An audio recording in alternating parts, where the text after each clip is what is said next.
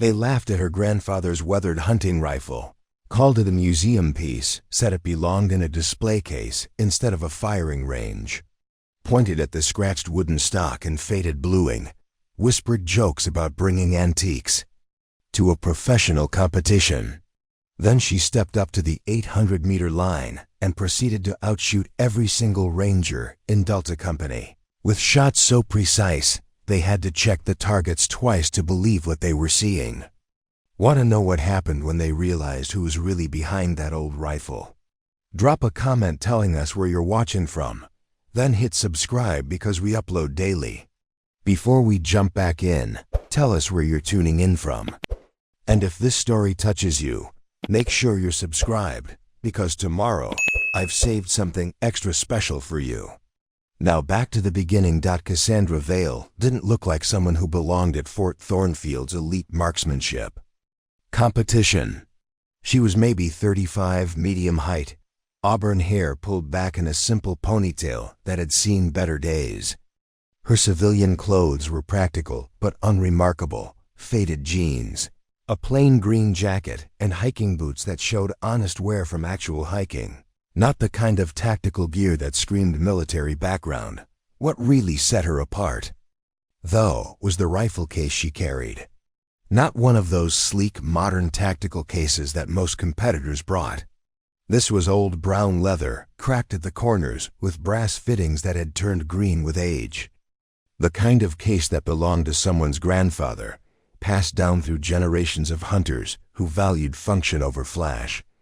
The autumn air at Fort Thornfield was crisp and clean, cutting through the morning mist that rolled across the mountain ranges surrounding the base. The smell of pine needles mixed with the metallic scent of gun oil and the breakfast, bacon cooking in the mess hall 2 buildings over. This was Colorado high country, where the air was thin enough to make lowlanders gasp and the mountains stretched forever in every direction like God's own rifle range. Fort Thornfield specialized in mountain warfare training, and their annual inter-unit marksmanship competition drew the best shooters from across the western military districts. Rangers, special forces, Marine Scout snipers, anyone who thought they could put steel on target at extreme distances came here to prove it.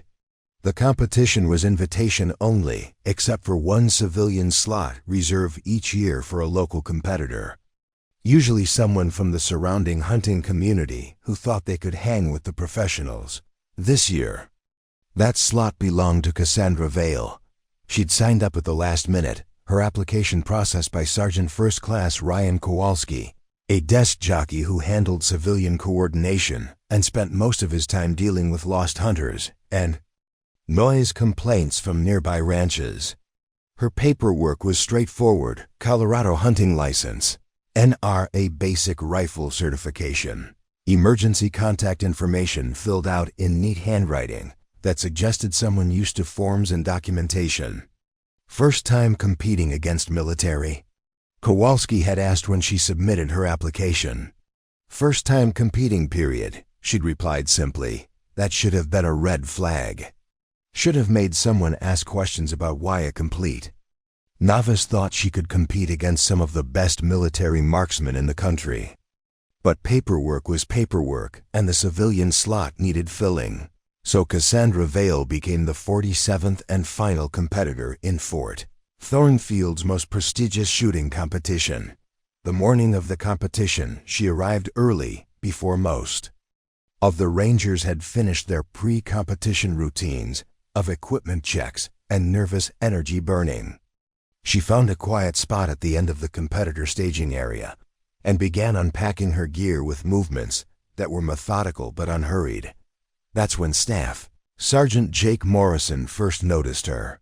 Morrison was Delta Company's top marksman, a career ranger who'd been shooting competitively since high school and had never met a target he couldn't hit. He was checking the zero on his custom-built precision rifle, a thing of beauty that cost more than most people's cars, when he saw the woman with the antique rifle case.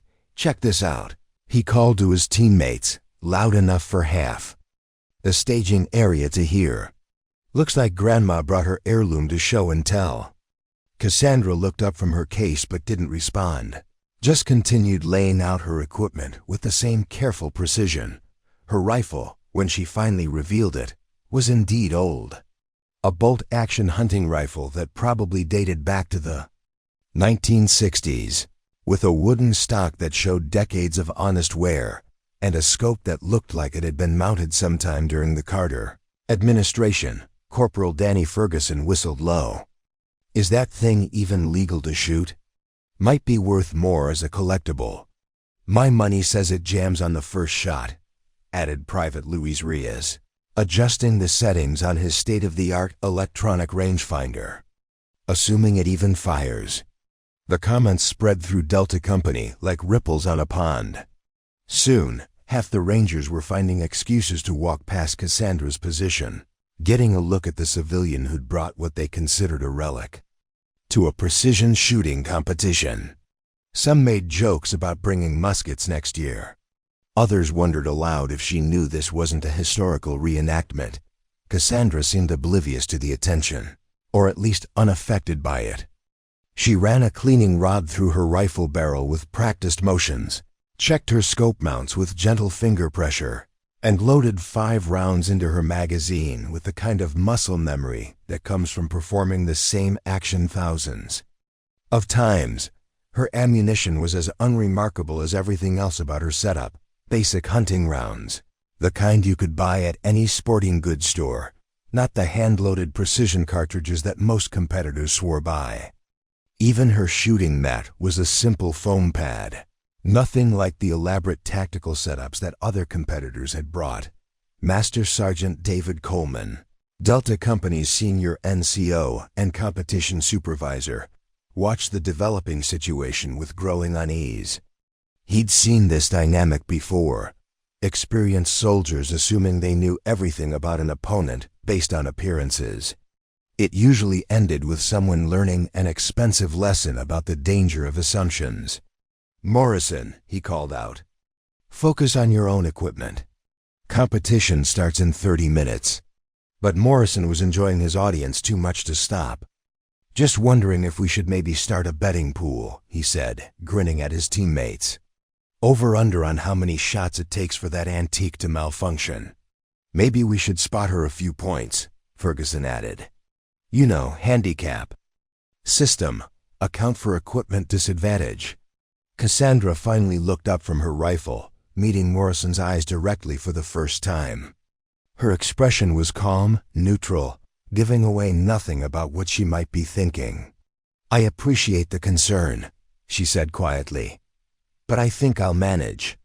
Her voice carried just enough confidence to make Morrison pause, but not enough to make him back down. If anything, it seemed to encourage him.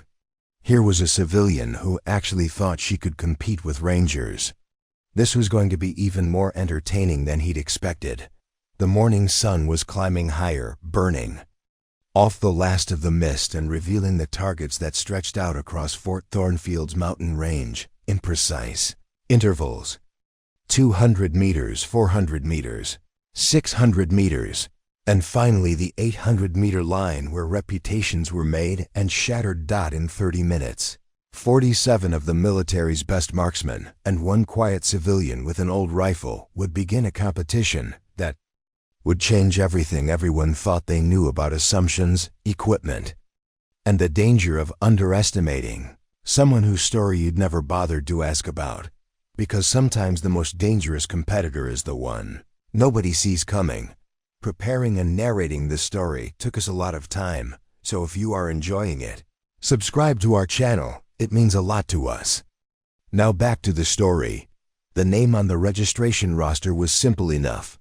Cassandra Vale, age 34, civilian competitor from Pinebrook, Colorado. No military service listed, no competitive shooting background, just a local hunting license and the basic safety certifications required for participation. On paper, she was exactly what she appeared to be, an ordinary woman who'd somehow convinced herself she belonged in a competition designed for elite military marksmen. But appearances, as any good soldier knows, can be dangerously misleading. Cassandra had driven to Fort Thornfield in a 15-year-old Subaru Outback that looked like it had seen more mountain trails than highways. The back seat was filled with the kind of gear you'd expect from someone who spent serious time in the wilderness: hiking boots, a well-used backpack, camping equipment that showed honest wear. Her Colorado plates were dusty from gravel roads, and there was a National Park Service sticker on the rear window that was faded enough to suggest years of mountain sun. She lived alone in a small cabin outside Pinebrook, a town so small it barely registered on most maps. Population 847 on a good day.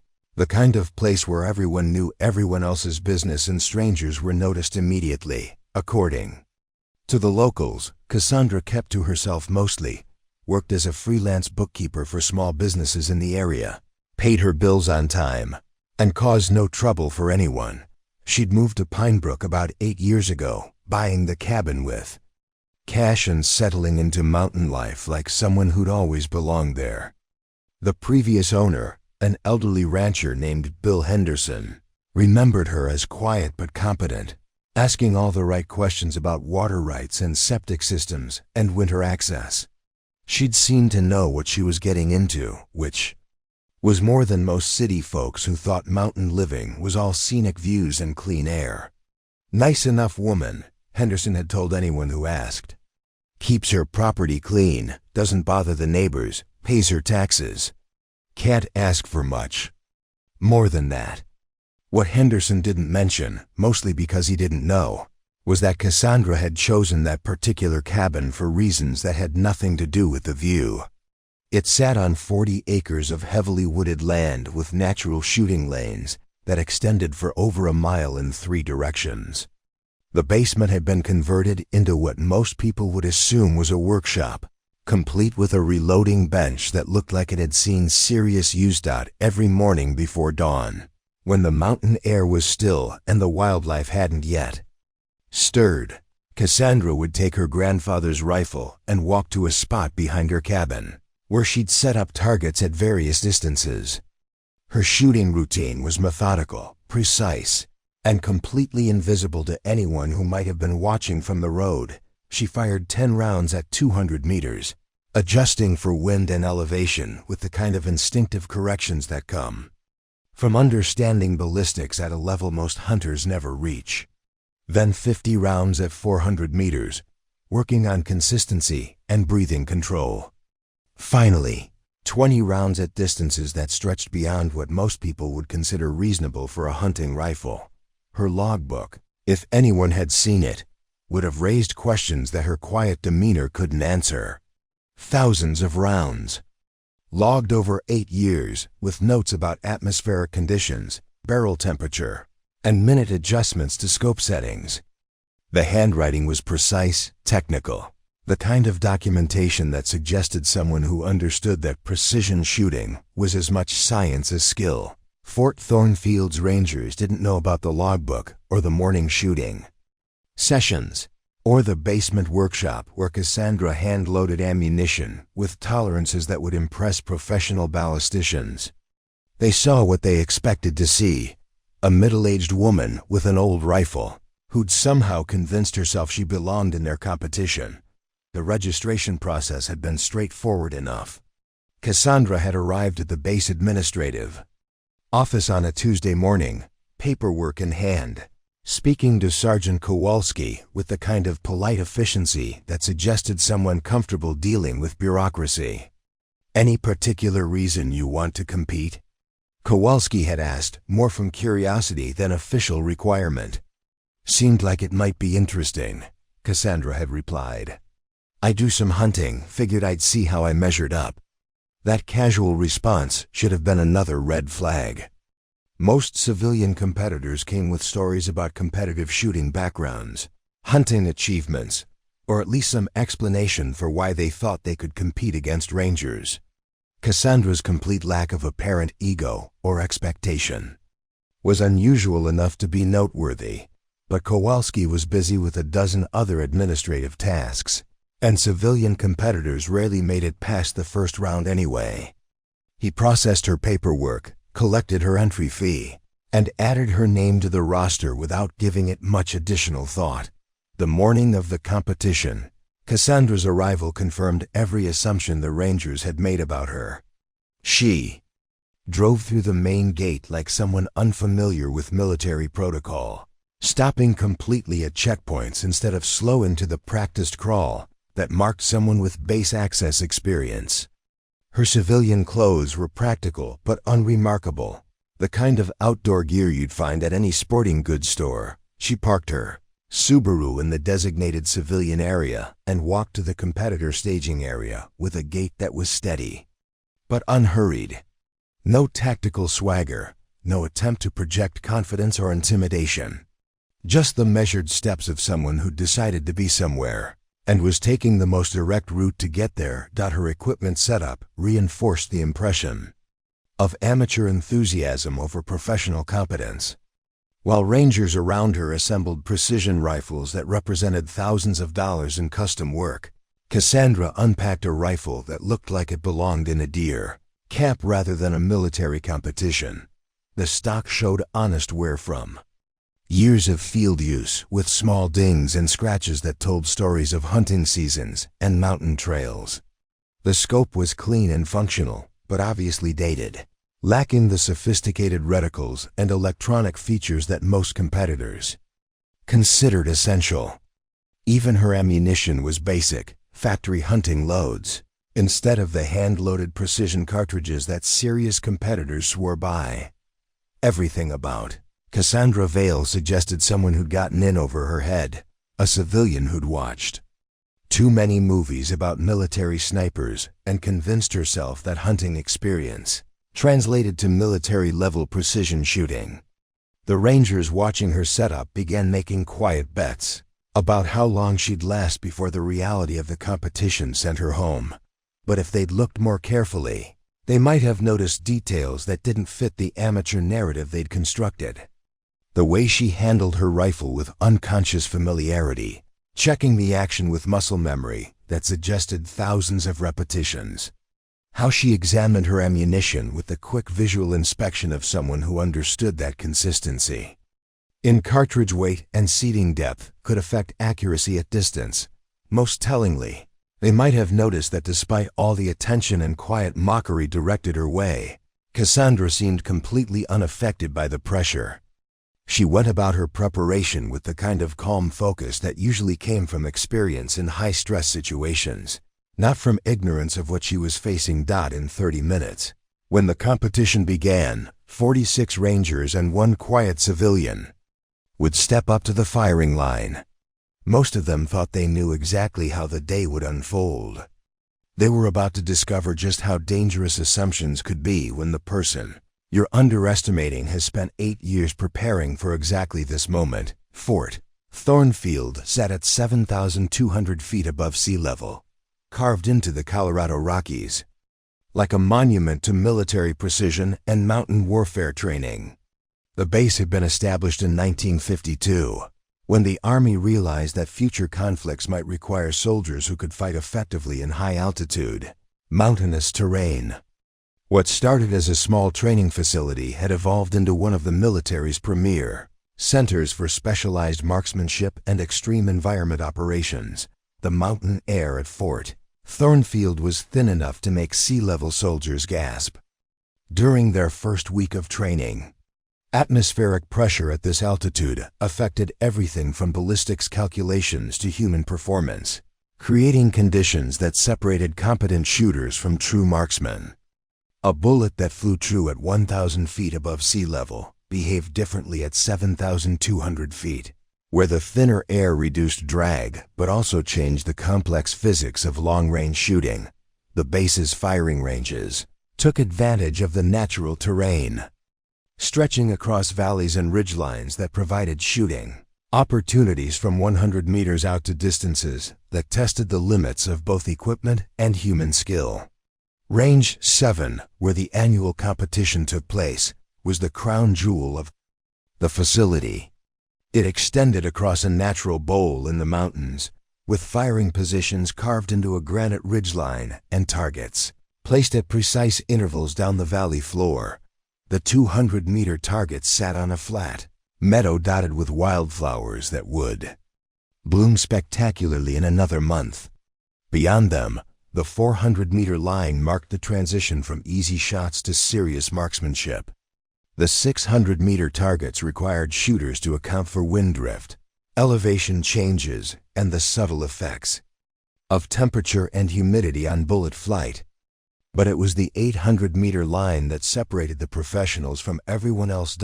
At 800 meters in this altitude and terrain, a shot required understanding not just marksmanship fundamentals, but advanced ballistics, meteorology, and the kind of mental discipline that kept hands steady when everything depended on a single trigger pull.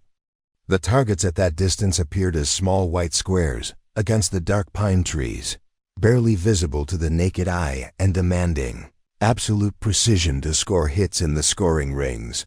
The morning sun painted the mountains in shades of gold and purple, creating the kind of lighting conditions that could either help a shooter or destroy their chances depending on how well they understood the interplay of light and shadow on target acquisition. Winds at Fort Thornfield were notoriously unpredictable, channeled and twisted by the surrounding peaks into patterns that could change without warning. The competition format had been refined over 20 years of annual events. Shooters would fire from 4 different distances, with scoring that emphasized consistency over single lucky shots. Each distance presented different challenges that tested different aspects of marksmanship skill. The 200-meter stage was about fundamentals and establishing a baseline. At 400 meters, wind reading became critical. The 600-meter line demanded advanced ballistics knowledge, and 800 meters separated the truly elite marksman from everyone else. Equipment standards were deliberately broad, allowing everything from standard military rifles to custom precision instruments that cost more than most people's cars. The philosophy was simple. In real-world situations, soldiers had to make accurate shots with whatever rifle they carried, not just the perfect tool for the job. Some of history's most legendary snipers had achieved impossible shots with basic equipment and superior skill. The competition drew participants from across the western military districts. Rangers, Green Berets, Marine Scout snipers, Air Force security forces, and elite units whose names weren't mentioned in public all sent their best shooters to Fort Thornfield. Winning here meant something in the tight community of military marksmen. It was a career-enhancing achievement that opened doors and earned respect from peers who understood exactly how difficult it was to excel at this level. Master Sergeant Coleman had been running this competition for 8 years, and he'd seen every type of competitor imaginable. Cocky young soldiers who thought basic training made them snipers. Experienced NCOs who could read wind like poetry but struggled with the mental pressure of competition. Quiet professionals who approached each shot with the same methodical precision they brought to everything else. And occasionally, wild-card civilians who thought hunting deer prepared them for military-level precision shooting. The civilian competitors rarely lasted past the 400-meter line. The combination of unfamiliar pressure, different target systems, and competition against soldiers who lived and breathed marksmanship usually sent them home with a better appreciation for the skill level required at this level. Coleman respected the courage it took for a civilian to compete, but he'd never seen one finish in the top half of the field. The base itself operated with the efficiency of a well-oiled machine. Support personnel moved between firing positions with quiet professionalism, managing everything from ammunition supply to target scoring with the kind of attention to detail that prevented delays or disputes. Range safety officers maintained constant vigilance, understanding that precision rifles in the hands of elite marksmen required absolute safety discipline. Weather monitoring equipment provided real-time data on wind speed, direction, temperature, and humidity, information that smart competitors used to adjust their shooting strategy throughout the day. The mountains created microclimates that could change rapidly, turning a perfect shooting condition into a nightmare of shifting winds and variable lighting. The competition schedule was designed to test shooters under different conditions throughout the day. Morning sessions took advantage of the stable air that typically occurred before thermal currents began building. Afternoon stages challenged competitors to adapt to changing conditions as mountain weather patterns shifted. The final round often occurred in conditions that tested mental toughness as much as shooting skill. Spectating areas allowed base personnel and invited guests to observe the competition, though most of the real action was visible only through high-powered spotting scopes. At 800 meters, the drama of a perfect shot or a critical miss was measured in inches, visible only to the scorer and the shooter who lived with the consequences of every decision. The base mess hall would serve a lunch break between morning and afternoon sessions, giving competitors time to review their performance, adjust equipment, and prepare mentally for the longer distance challenges ahead.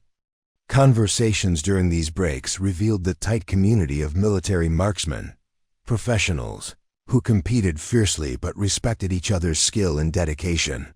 This was the environment that Cassandra Vale had chosen to enter, a world where precision was measured in quarter minutes of angle, where atmospheric conditions were calculated to the second decimal place, and where 46 of the military's best marksmen were about to discover that assumptions about equipment, background, and capability could be dangerously wrong when the person holding that old hunting rifle had spent 8 years preparing for exactly this moment.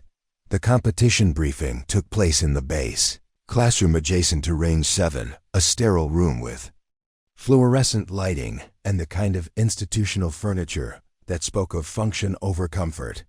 47 competitors filled folding chairs arranged in precise rows, their equipment cases lined up along the back wall like a museum display of military firepower. Master Sergeant Coleman stood at the front of the room with the bearing of someone who'd given this same briefing dozens of times but still treated it with the seriousness it deserved. Behind him, a large whiteboard displayed the day's schedule, weather conditions, and safety protocols that would govern the next 8 hours of competition. "Gentlemen," Coleman began, then caught himself and nodded toward Cassandra, who sat in the third row between 2 Marine snipers.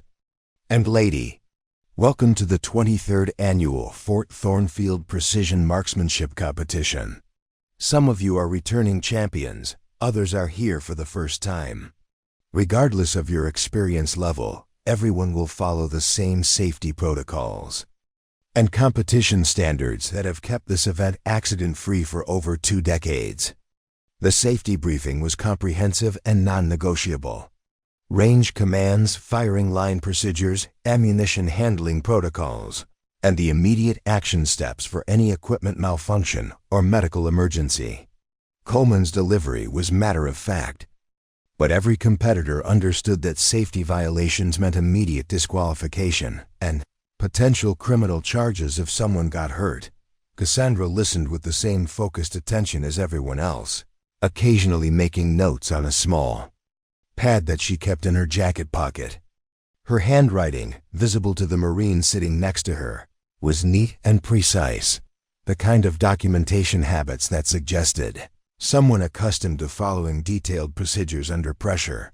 The competition format breakdown came next. 4 stages, increasing in difficulty and distance. Each stage would be scored independently, with cumulative scores determining final rankings.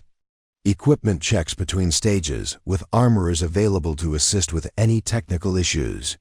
Weather updates provided every 2 hours, with competition delays possible if conditions became unsafe. Stage 1 begins at 0800 hours, Coleman announced, checking his watch.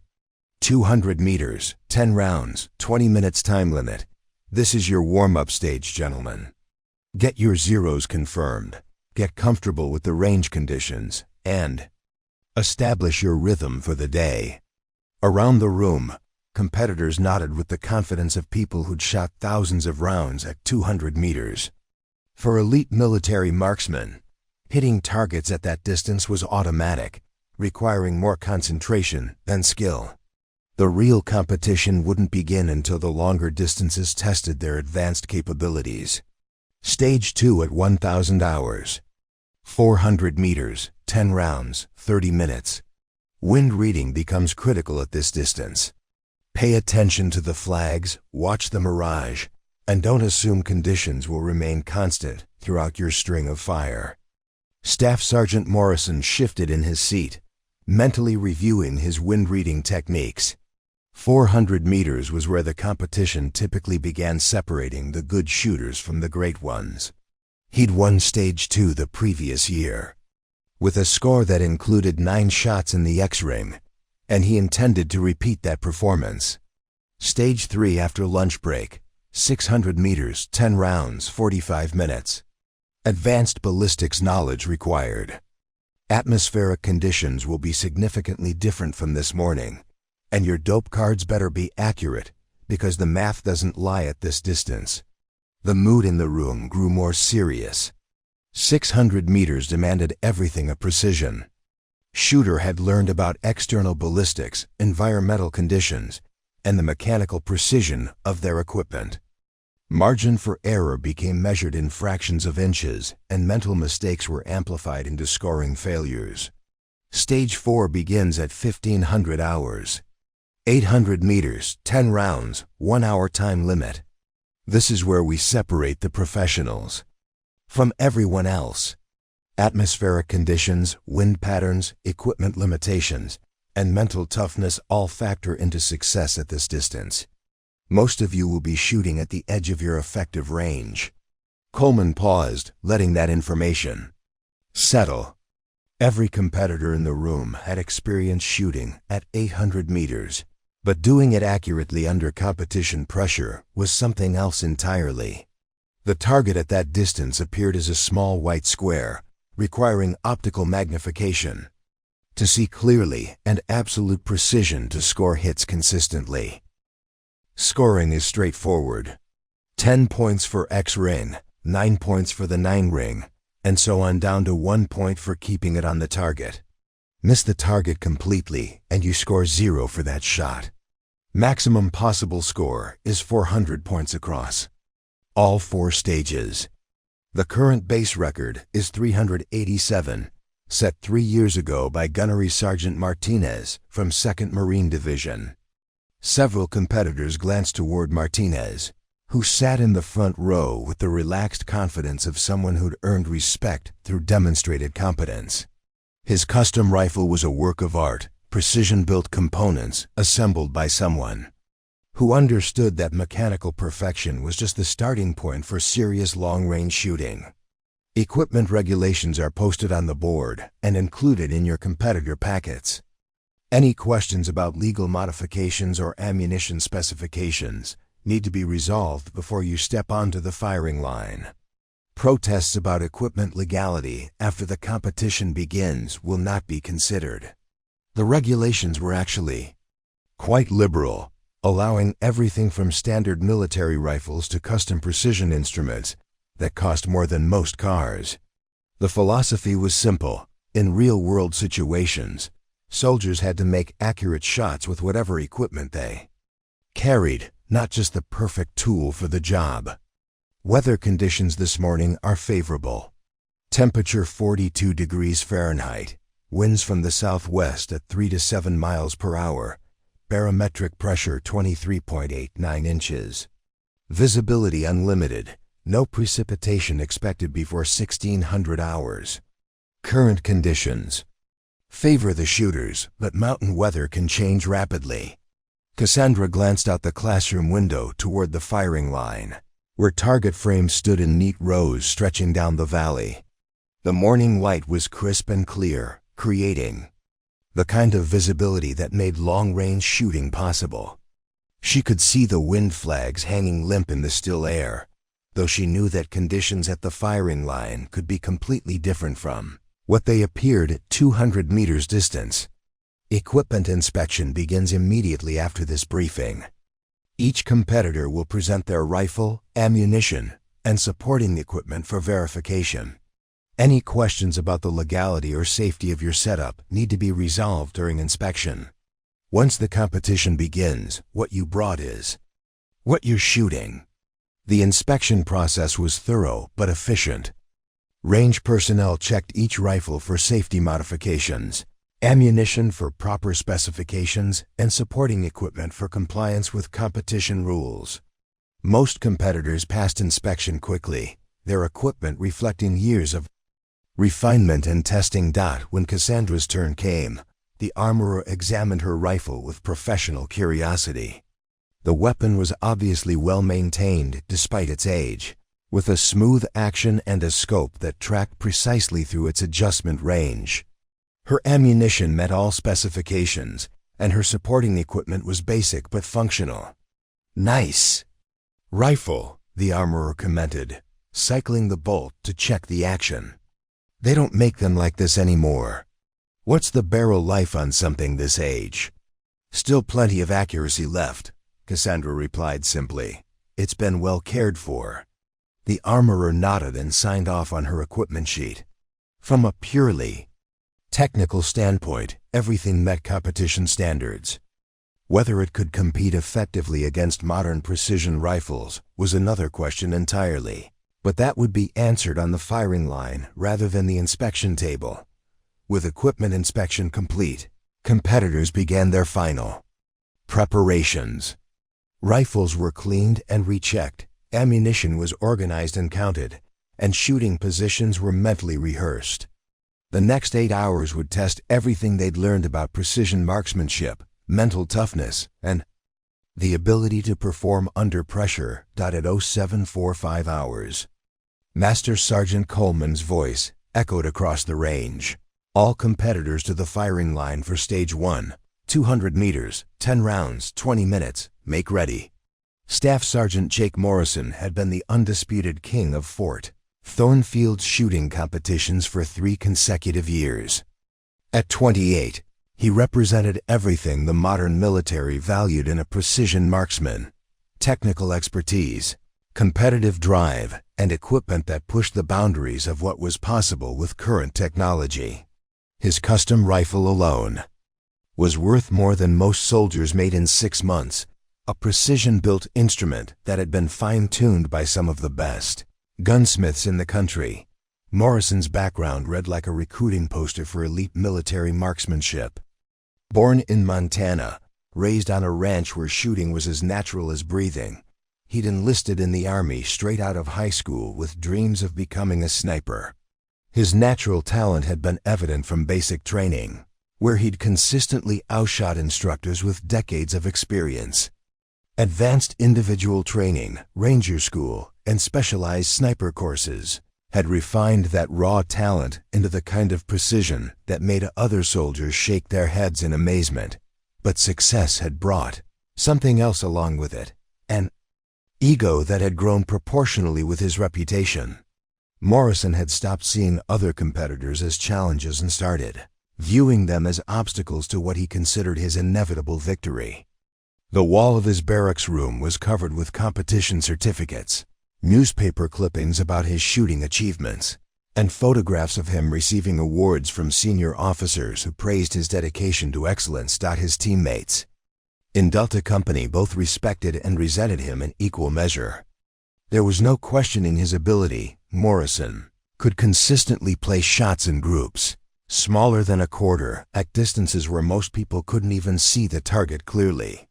But his attitude toward anyone he considered inferior had grown increasingly insufferable as his reputation solidified. "Check out the competition this year," Morrison said to his shooting partner, Corporal Danny Ferguson, as they set up their equipment on the firing line. "Looks like they're really scraping the bottom of the barrel for that civilian slot." Ferguson followed Morrison's gaze toward Cassandra, who was methodically arranging her shooting mat 30 yards down the firing line. Her setup looked almost primitive compared to the high-tech precision instruments surrounding her. Where other competitors had electronic wind meters, ballistic computers, and rangefinders that could calculate atmospheric conditions to 3 decimal places, Cassandra had a simple notebook, a basic wind indicator, and the kind of equipment their grandfathers might have used. "Maybe she's some kind of Olympic shooter," Ferguson suggested, though his tone indicated he didn't really believe it. You know, old-school precision shooting. Morrison laughed, adjusting the tension on his custom bipod with the kind of precision that suggested hours of practice. Olympic shooters use precision equipment and shoot at known distances under controlled conditions. This is real-world marksmanship against targets that don't care about your feelings or your participation trophy. The conversation was loud enough to carry to nearby competitors, which was Morrison's intention. He'd learned that psychological warfare was as important as technical skill in competitions like this. Getting inside an opponent's head could be the difference between a good score and a winning score, especially when margins of victory were measured in single points. Private Luis Reyes, Morrison's spotter and equipment manager, was setting up the team's electronic weather station, a device that cost more than most cars and could measure atmospheric conditions with scientific precision. Should we even bother tracking wind conditions for the early stages? He asked. 200 meters is basically point blank for this level of equipment. Professional habits, Morrison replied, though his attention was clearly focused on the psychological aspect of competition preparation. Besides, it's good practice for when the real shooting starts at longer distances. Morrison's rifle was a work of art that represented the cutting edge of precision shooting technology. The action had been blueprinted and trued by a master gunsmith. The barrel was hand-lapped stainless steel that had been stress-relieved and cryogenically treated, and the stock was made from carbon fiber composites that provided rigidity while minimizing weight. The scope alone cost more than most people's monthly salary, with glass clarity that made distant targets appear close enough to touch. Every component had been selected and fitted to work in perfect harmony with every other component. The trigger broke at exactly 2 pounds with no creep or over-travel. The bolt operated with the smoothness of precision machinery. Even the ammunition was custom-loaded to specifications so tight that variations between cartridges were measured in thousandths of an inch. You know what the problem is with civilian shooters? Morrison continued, his voice carrying clearly across the firing line. They think that because they can hit a deer at 100 yards, they understand precision marksmanship. They don't realize that military-level shooting requires understanding ballistics, meteorology, and equipment capabilities that take years to master. Ferguson nodded agreement, though something about the civilian woman's calm preparation suggested she might not be as overwhelmed as Morrison assumed. She seems pretty relaxed for someone who's supposedly in over her head. Ignorance is bliss, Morrison replied. She probably doesn't even understand what she's gotten herself into. Wait until we get to the longer distances where real marksmanship matters. That antique rifle might be fine for hunting, but precision shooting at extended range requires modern technology. The trash talk was having its intended effect on some nearby competitors who were glancing toward Cassandra with expressions that ranged from pity to amusement. Morrison had cultivated this psychological advantage over 3 years of competition, learning that confidence could be as important as skill when margins of victory were razor-thin. Sergeant First Class Tony Rodriguez, another Delta Company competitor, joined the conversation as he set up his own precision rifle. Morrison, maybe you should focus on your own shooting instead of worrying about the civilian. Last year you dropped 2 points at 400 meters because you were so busy watching everyone else. That was a fluke, Morrison snapped, his ego clearly stung by the reminder of his only significant mistake in recent memory. Wind shift. That the meteorological equipment didn't catch. Won't happen again, Rodriguez shrugged. Maybe, but underestimating people is how upsets happen. You might want to remember that. Morrison's expression darkened. Rodriguez was one of the few people on base who could challenge him without consequences, partly because he was senior in rank and partly because his own shooting skills were respected throughout the unit. But Morrison didn't appreciate being questioned, especially in front of other competitors who might interpret doubt as weakness. Tell you what, Morrison said, his voice taking on the tone he used when he wanted to make a point publicly. "I'll make this interesting. Anyone want to bet on whether the civilian makes it past stage 2? I'm thinking her equipment fails or she realizes she's embarrassing herself and withdraws before we get to the real shooting." The bet wasn't really about money. It was about establishing Morrison's dominance and making sure everyone understood that he considered the competition already decided. Several junior enlisted soldiers started pulling out wallets, though the more experienced NCOs maintained professional silence about gambling on base property. "What about you, Rodriguez?" Morrison pressed. "You seem to think I should be worried about Grandma and her museum piece. Want to put some money where your mouth is?" Rodriguez looked down the firing line toward Cassandra, who was checking her rifle's action with movements that suggested thousands of repetitions. Something about her preparation methods reminded him of the old-school snipers he'd learned from early in his career, professionals who could achieve impossible accuracy with basic equipment and superior fundamentals. "I'll pass on the bet," Rodriguez said quietly, "but I will give you some free advice. Save the trash talk until after you see what she can do. Sometimes the quiet ones surprise you." Morrison laughed, but there was an edge to it that suggested Rodriguez's caution had struck a nerve. "The only surprise is going to be how quickly this is over. Modern precision shooting requires modern equipment and modern training. Sentiment doesn't put bullets in X-rings." As the final minutes before competition ticked away, Morrison continued his psychological campaign, making comments loud enough for Cassandra to hear about equipment limitations, the differences between hunting and precision shooting, and the steep learning curve that separated military marksmen from civilian enthusiasts. What he didn't notice was that Cassandra never responded, never looked in his direction, and never showed any sign that his words were having the intended effect. She continued her methodical preparation with the kind of focus that suggested someone who'd learned to avoid distractions and concentrate on the only thing that mattered, putting bullets exactly where they needed to go. In 5 minutes, when Master Sergeant Coleman called the first firing command, 47 competitors would begin discovering whether equipment, experience, or quiet competence would determine the day's outcome.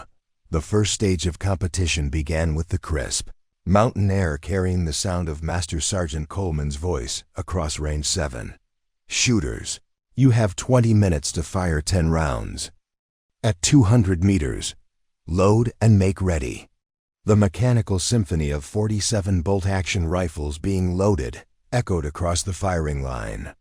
Metallic clicks of safeties being engaged, the soft whisper of shooters settling into position behind their rifles, and the quiet rustle of shooting mats adjusting to individual preferences. This was the moment when months of preparation translated into performance under pressure. Morrison settled behind his custom rifle with the fluid confidence of someone who'd done this hundreds of times. His shooting position was textbook perfect. Body alignment optimized for recoil management, rifle cant adjusted to precisely vertical, breathing controlled to minimize movement during trigger manipulation. He'd spent thousands of rounds perfecting these fundamentals until they became automatic responses rather than conscious decisions. Through his high magnification scope, the target at 200 meters appeared close enough to touch. The scoring rings were clearly defined, with the X-ring center appearing as a small black circle that demanded absolute precision to hit consistently. For a shooter of Morrison's caliber, missing the X-ring at this distance would be embarrassing rather than challenging. "Commence firing," Coleman commanded. Morrison's first shot broke cleanly, the rifle's precision trigger releasing with the consistency of fine machinery. The recoil impulse was minimal, absorbed by the rifle's muzzle brake and his practice shooting. Position. Through his scope, he watched the target frame rock slightly as his bullet struck home, though the actual point of impact wouldn't be visible until the electronic scoring system updated.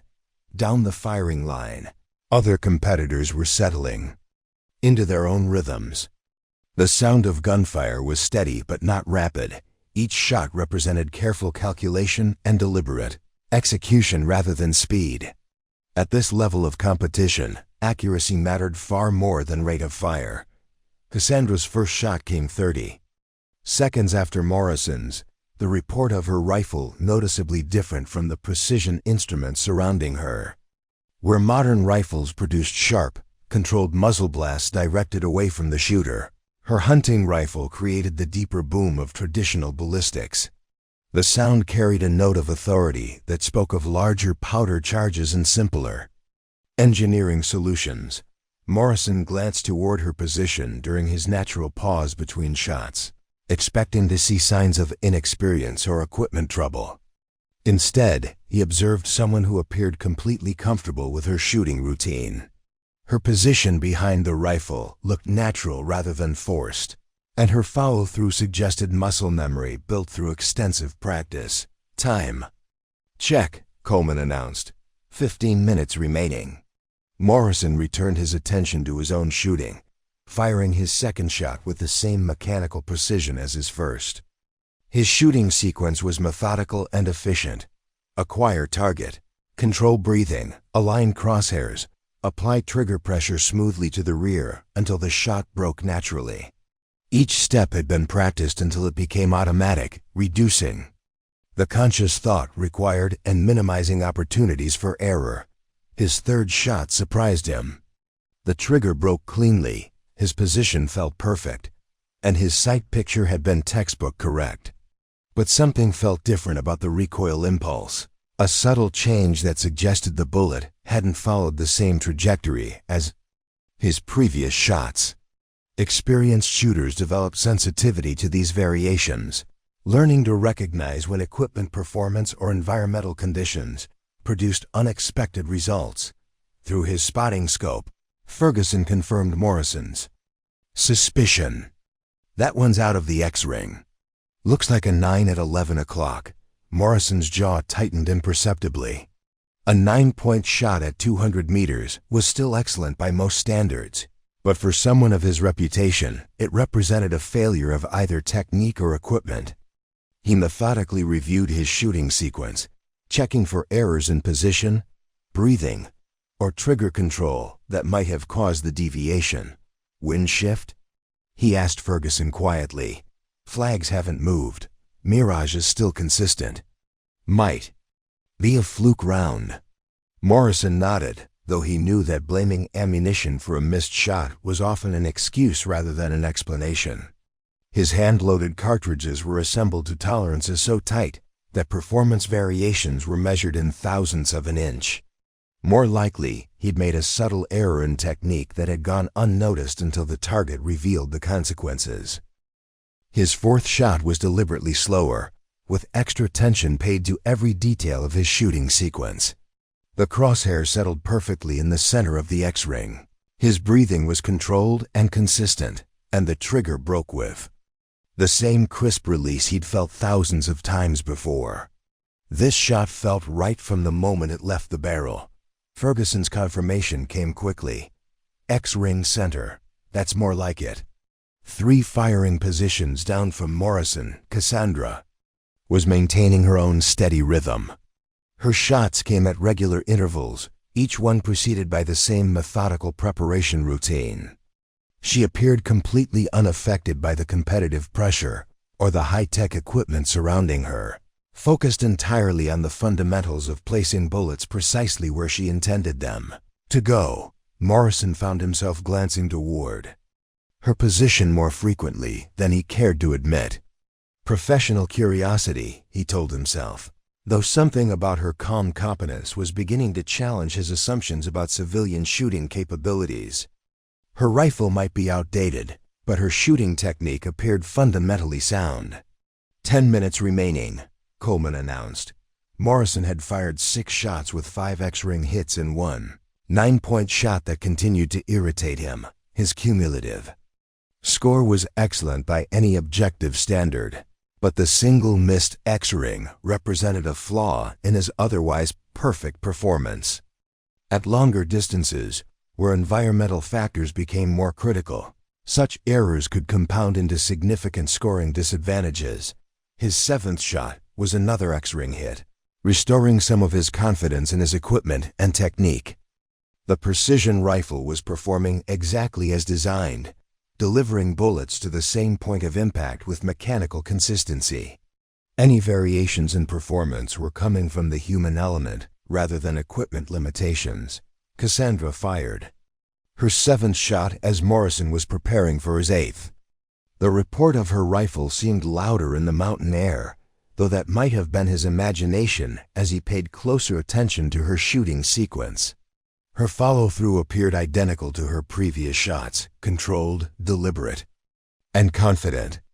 "That civilian's holding her own," Rodriguez observed quietly to his shooting partner. "5 shots so far, and she hasn't pulled any obvious misses." Morrison overheard the comment and felt an unexpected flash of irritation. Rodriguez was supposed to be focusing on his own shooting rather than tracking other competitors' performance. More importantly, the comment suggested that Cassandra's shooting was noteworthy enough to warrant attention from experienced competitors. "Lucky streak," Morrison muttered, though even he recognized that 5 consecutive good shots at this level suggested competence rather than chance. His 8th shot was rushed slightly, fired with less deliberate preparation than his previous efforts. The result was another 9-point hit, this time at 7 o'clock on the scoring ring. Morrison's frustration was becoming visible to anyone paying attention. Subtle changes in his shooting position, slightly faster shot sequences, and the kind of tension that could spiral into larger problems if not controlled. "Settle down," Ferguson advised quietly. "You're still leading the pack with plenty of shooting left." But Morrison wasn't leading the pack anymore, and he knew it. Electronic scoring provided real-time updates to competitors and range personnel, and his 2 9-point shots had dropped him into a tie for 3rd place behind 2 other Rangers who'd maintained perfect X-ring scores through 8 shots. 5 minutes remaining, Coleman called out. Morrison's 9th shot was deliberate and controlled, a conscious effort to return to the fundamentals that had made him a champion. The crosshairs settled perfectly, his breathing was controlled, and the trigger broke cleanly. The result was another X-ring hit that restored some of his confidence. Cassandra fired her 9th shot 30 seconds later, her rifle's boom echoing across the range with the same authority as her previous efforts. Morrison found himself waiting for Ferguson's spotting report on her performance, though he tried to convince himself that his interest was purely professional. "Can you see her target?" Morrison asked quietly. Ferguson adjusted his spotting scope and studied Cassandra's target frame. "Hard to tell from this angle, but it looks clean. No obvious misses." Morrison's final shot of stage 1 was fired with extra care, determined to end on a high note that would establish his dominance for the remaining stages. The shot felt perfect from trigger, break to follow through, and Ferguson's confirmation proved his instincts correct. Quicker ring center, that's 98 points for stage 1. 98 out of a possible 100 points was an excellent score that would have satisfied Morrison completely under normal circumstances.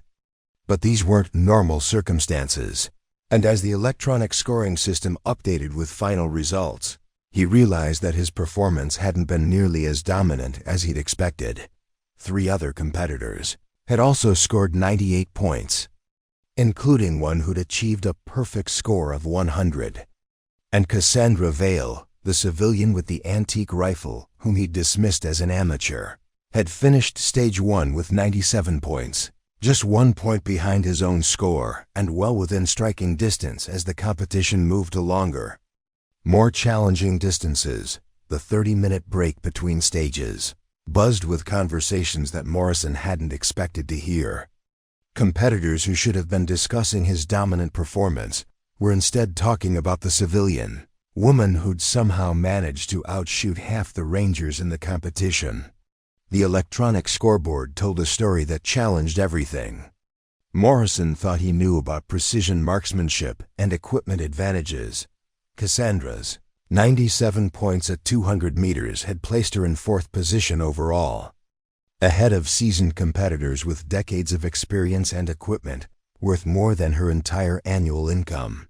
But what really bothered Morrison wasn't her score, it was how effortless her shooting had appeared. While he'd struggled with 2 dropped shots that had cost him valuable points, she'd maintained a steady rhythm that suggested complete comfort with competitive pressure. "Beginner's luck," Morrison announced loudly enough for half the staging area to hear. 200 meters is basically point-blank range. Wait until we get to 400 where real marksmanship starts to matter. But his confident words masked growing uncertainty. Professional shooters developed instincts about other competitors' capabilities, and everything he'd observed about Cassandra's shooting technique suggested competence that went far beyond casual hunting experience. Her position behind the rifle, her breathing control, her follow-through, all of it spoke to thousands of repetitions and serious training that didn't match her civilian background. Corporal Ferguson was cleaning Morrison's rifle barrel with the obsessive attention to detail that precision shooting demanded. "Maybe we should focus on our own equipment instead of worrying about everyone else," he suggested quietly. "That fluke 9 at 200 could cost us if we drop more points at longer distances." Morrison's jaw tightened. Ferguson was right about the dropped shot, but hearing it described as a fluke irritated him more than it should have. Champions didn't make flukes, they made perfect shots consistently, and any deviation from that standard represented a failure that needed explanation and correction. "Check the scope mounts," Morrison ordered. Something felt different about that shot sequence. Maybe thermal expansion affected the zero. Ferguson began checking the scope mounting system with a precision torque wrench, though both men knew that Morrison's custom rifle was built to tolerances that made thermal zero shift virtually impossible. The real problem wasn't equipment, it was Morrison's mental state, as he struggled to reconcile his expectations with the reality developing around him. 20 yards away, Cassandra was conducting her own equipment maintenance with the same methodical approach she'd shown throughout the morning. Her rifle cleaning routine was efficient and practiced, suggesting someone who understood that barrel fouling and residue buildup could affect accuracy at longer distances. She worked quietly, ignoring the conversations around her with the kind of focus that some competitors found unsettling. Master Sergeant Williams, the range safety officer, stopped by her position during his routine equipment checks. "How's the rifle performing?" he asked professionally, though his tone carried genuine curiosity about her shooting. "Exactly as expected," Cassandra replied, running a cleaning patch through the barrel to remove powder residue. "She's never let me down yet." Williams nodded, noting the condition of her equipment with the expert eye of someone who'd maintained military rifles for over 2 decades.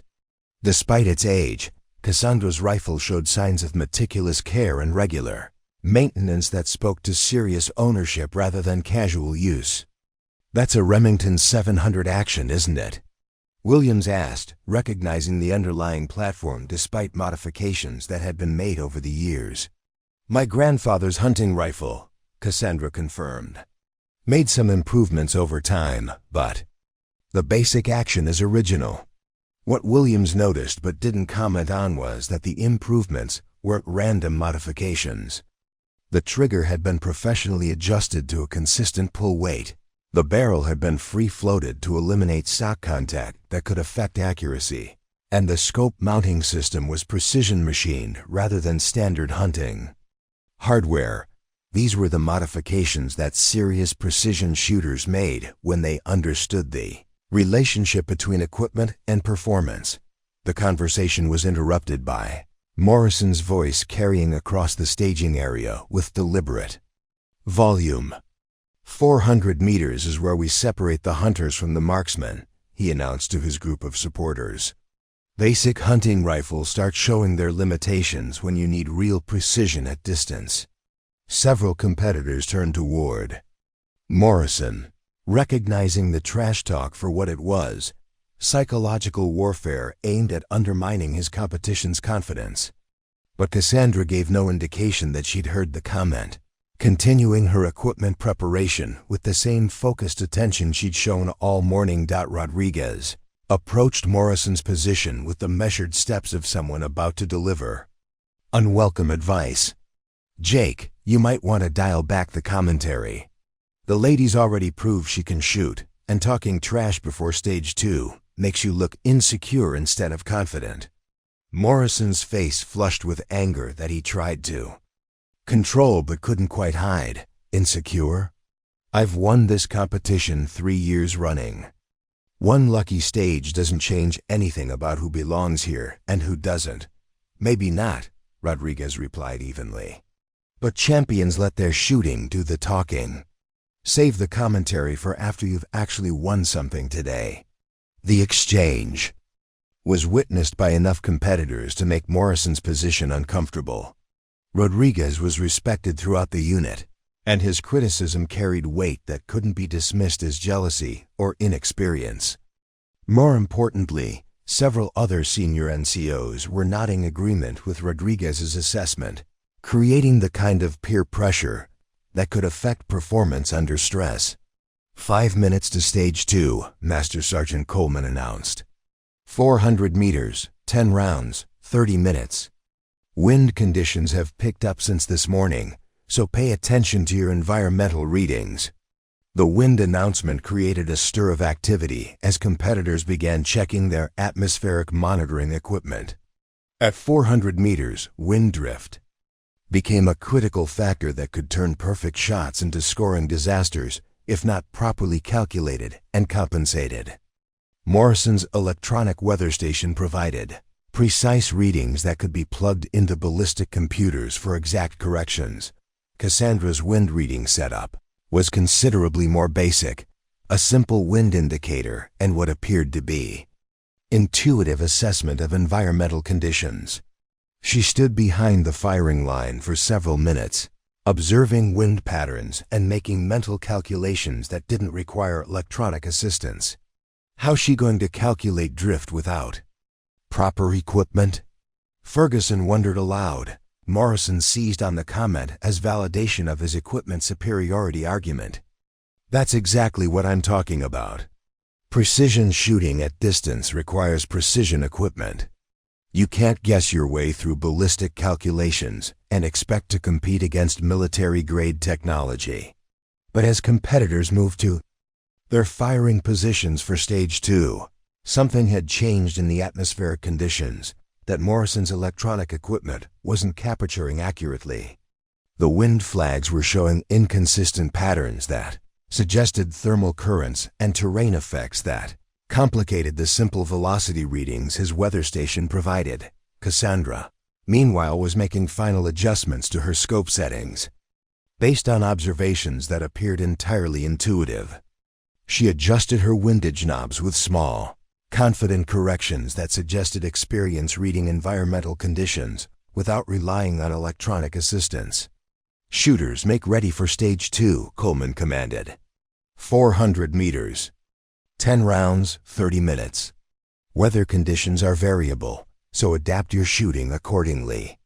As 47 competitors settled behind their rifles for the second stage of competition, Morrison realized that his psychological campaign had potentially backfired. Instead of undermining Cassandra's confidence, his comments had drawn attention to her performance and created expectations that his own shooting would need to exceed. The pressure he'd intended for her was now focused squarely on him. The target at 400 meters appeared significantly smaller through his scope, requiring higher magnification and more precise shot placement.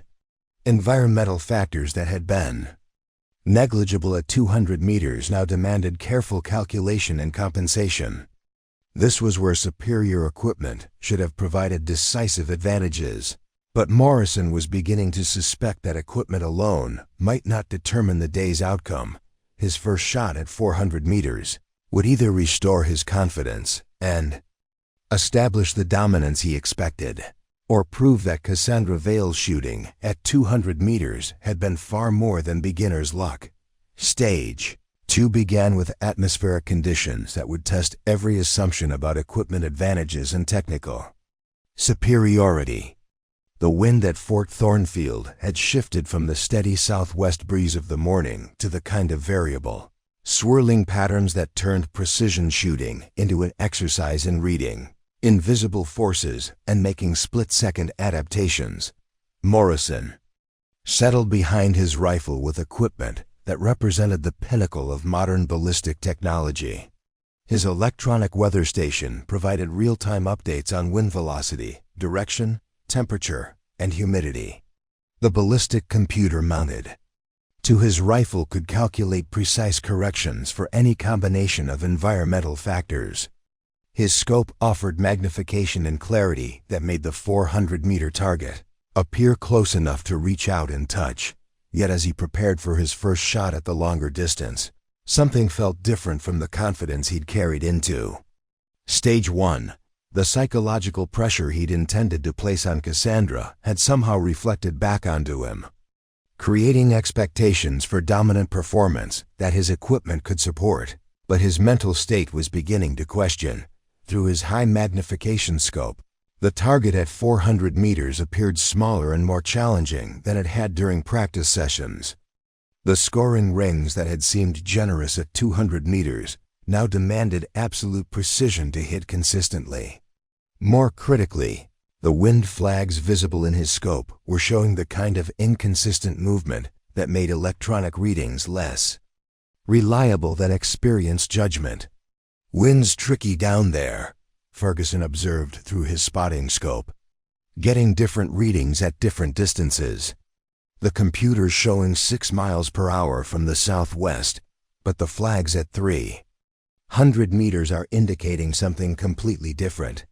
Morrison nodded, though the observation troubled him more than he cared to admit.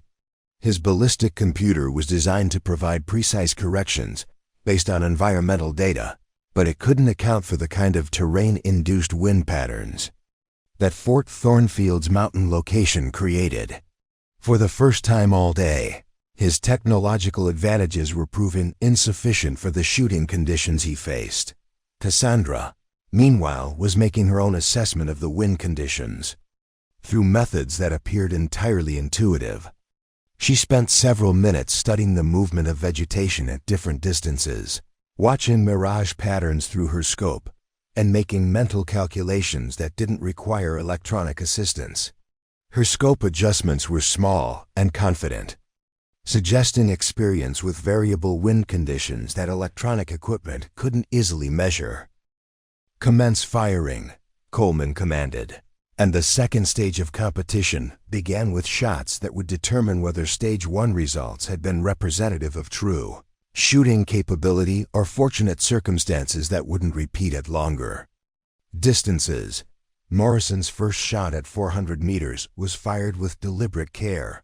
Every aspect of his shooting sequence checked and double-checked before trigger release.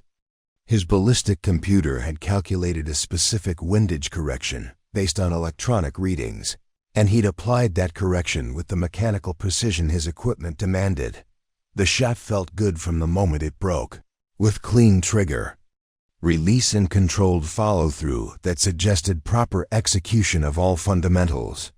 But when Ferguson called the shot placement through his "commence firing," Coleman commanded, and the second stage of competition began with shots that would determine whether Stage 1 results had been representative of true shooting capability or fortunate circumstances that wouldn't repeat at longer distances. Morrison's first shot at 400 meters was fired with deliberate care. Every aspect of his shooting sequence checked and double-checked before trigger release. His ballistic computer had calculated a specific windage correction based on electronic readings, and he'd applied that correction with the mechanical precision his equipment demanded. The shot felt good from the moment it broke, with clean trigger release and controlled follow-through that suggested proper execution of all fundamentals.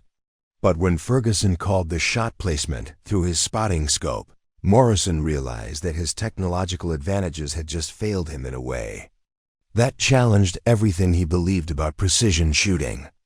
7-ring hit at 9 o'clock, Ferguson reported with surprise in his voice. That's way off your normal performance. Computer malfunction?